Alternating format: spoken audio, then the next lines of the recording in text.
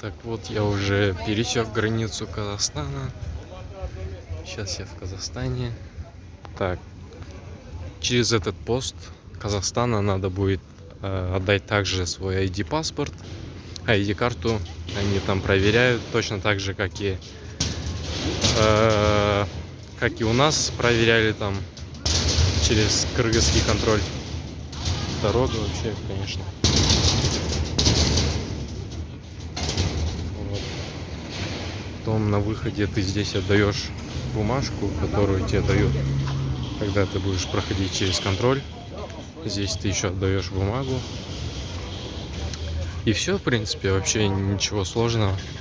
Просто с одним ID-паспортом проходишь везде. И через нашу границу, и через границу Казахстана. Все, что требуется, это вот просто ID-карта. И все. Здесь уже начинается Казахстан. Здесь вот такая вот дорога. Меня должны забрать уже на машине. Вот.